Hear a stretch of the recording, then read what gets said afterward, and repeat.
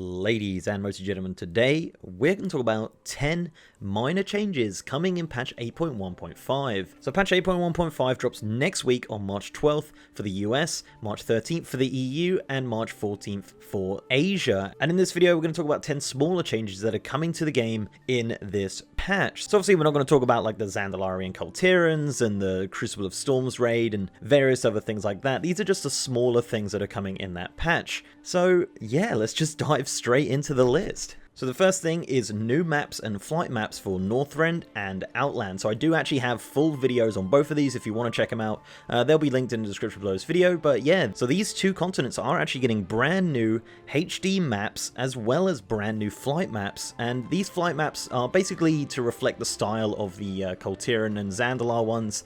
They did Azeroth in 8.1 with a similar thing, where they added the higher res maps and changed the flight masters and stuff. So there's no new flight points or anything like that. It's literally just a visual change to the flight masters and the maps themselves, where you can zoom in and it's a lot more crisper, and yeah, they look pretty damn cool. Obviously people will miss the old ones, but unfortunately this is now and this is what we have. So I think the Northrend one especially looks really great. I'm a massive fan of that, and I love with the flight points as well, where you can zoom in and it has like key points of the continents like enlarged and looking really awesome like that. So the next one is the Darkmoon Faire roller coaster. This is something that was announced at BlizzCon. It's a minute-and-a-half adventure on this roller coaster in the Darkmoon Faire. It's the first thing on the left. It's replacing the big tent that used to be there.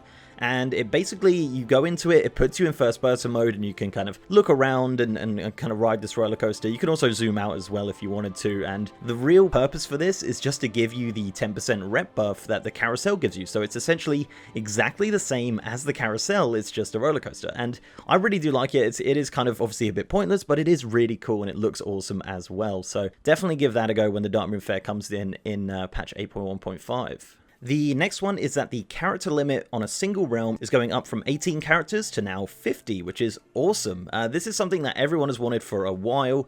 This was actually randomly announced by Ian during a Q&A. Someone asked him a question about the realm limit and stuff. He goes, oh, you know what, we'll just make it 50. Yeah, we'll do that next patch. So yeah, this is finally coming in patch 8.1.5, and no doubt it'll bring a ton of revenue for them for realm changes. But it's also good because they keep adding races without upping the cap on the realms, so you can make as many Kultirans and Zandalari as you want on one realm now, which is pretty damn awesome. The next one has definitely caused a bit of controversy, and this is removing portals around the world. So one of the major features of patch 8.1.5 are the portal rooms in Orgrimmar and Stormwind, but the kind of pushback on that is that they've removed a lot of the world portals in Dalaran, in Pandaria, and things like that, and basically most areas that used to have portals just direct you to Stormwind or Orgrimmar, where you can go to these portal rooms.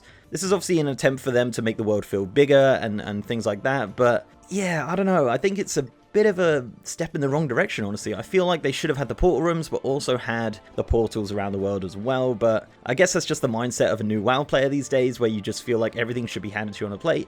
Obviously, back in vanilla and things like that, it was a lot harder to get around the world, and I think that's something they kind of want to revisit and have experience, because the world is huge, and sometimes it doesn't feel like it. Apparently, some of these portals will be re-added during certain quests, so it doesn't cause any troubles in that regard. But yeah, we'll see what kind of shit show we end up with on the forums after this launches with 8.1.5. Next up is actually something I did do a video on, and this is that Wintergrasp is returning as a epic battleground. So this is going to be really cool. I did this on the PTR. We played with some Blizzard employees. It was a ton of fun. If you want to check out my full overview of what's coming with this update, I do have a video in the top right of the screen right now, or in the description below this video. But yeah, TLDR, you'll be able to go to Wintergrasp all the time through the epic battleground thing. So it's not like an outside thing. This is an instance version of it. It's 40 versus 40. Some of the old quests are returning. There's no new rewards, sadly, so you can't get, upgraded items from Wintergrasp, but you can still get the old ones.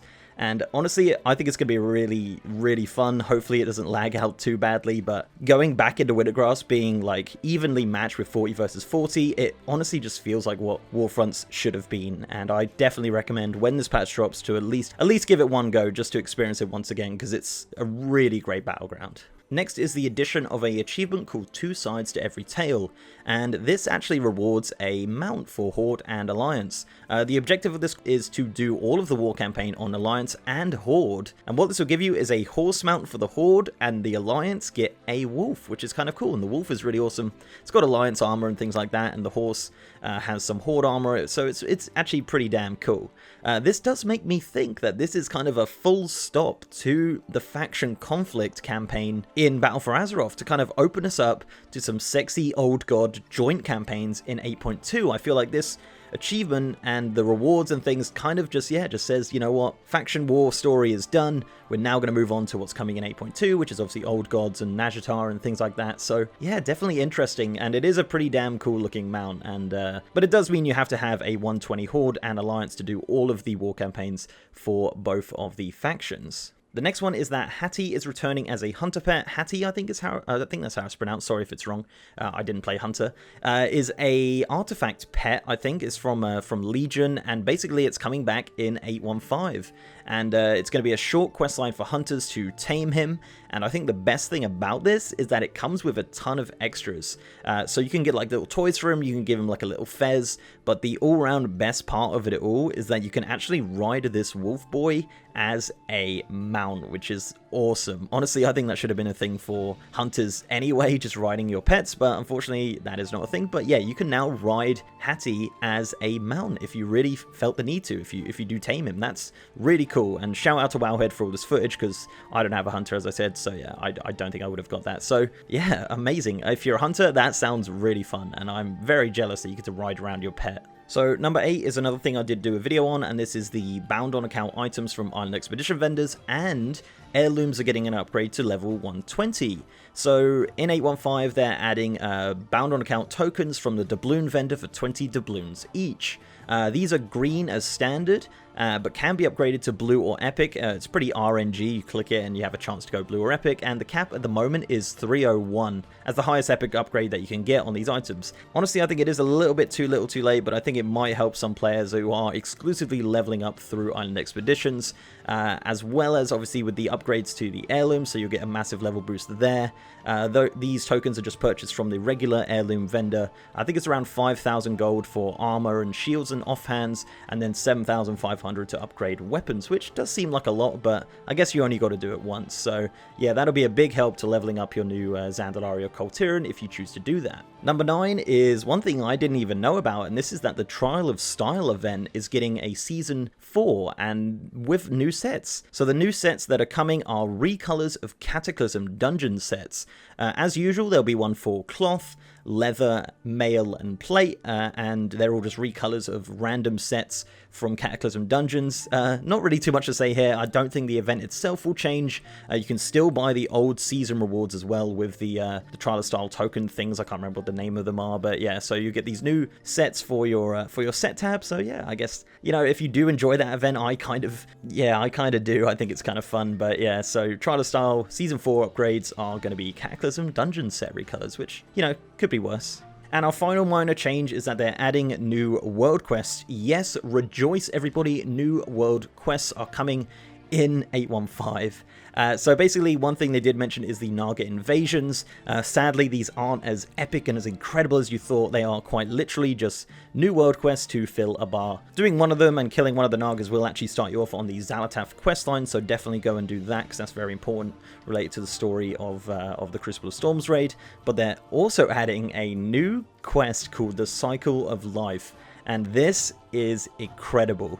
So obviously you all know the Beachhead questline where you fire at the crabs and the albatrosses to kill and let the turtles get to the water, but this time they're swapping it over. You control the crab and you have to kill the turtles, and it is literally like a flip perspective. You can see the guy on the other side shooting at you, so you have to avoid that. You have to kill the turtles, you can throw shells at them, you have to kill 20 of them, which is quite a lot, but it's pretty easy and it's fun. It is fun. Actually, on the PTR, they have removed the Beachhead quest. I don't know if the Beachhead quest is gone forever.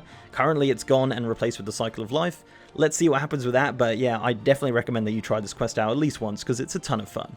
So that is it, guys. That is 10 minor changes coming in patch 8.1.5. Let me know if you spotted any more on the PTR or you spotted any on launch next Tuesday. And yeah, it's actually got quite a lot of new content for a mini patch, or like a 0.5 patch, I suppose. So be interesting to see what happens. Obviously, we've got a month to wait once the patch releases to go to the Crucible of Storms raid, which is a bit rubbish, but hopefully that means that we're getting closer and closer to 8.2, which is going to be a whole ton of fun. So before I go, I'd like to give a massive shout out to our amazing patrons, YouTube channel members, and Twitch subs. You guys are awesome. And if you'd like to support the channel in any of those ways, links are down below. So leave a like on this video, guys, if you liked it, and subscribe if you haven't. I've also got a partner Discord channel with over 3,000 members and a merch store over on Streamlabs. And I'm also now streaming on twitch.tv/MrGM if you want to check me out on stream. Been doing a lot of community events, been doing a lot of Legion Mythic raids, which has been a ton of fun. We're getting mounts and transmogs and all sorts of achievements and stuff. It's been all sorts of fun. So if you want to check me out on stream, twitch.tv/MrGM. And with that, guys, I'll see you next time.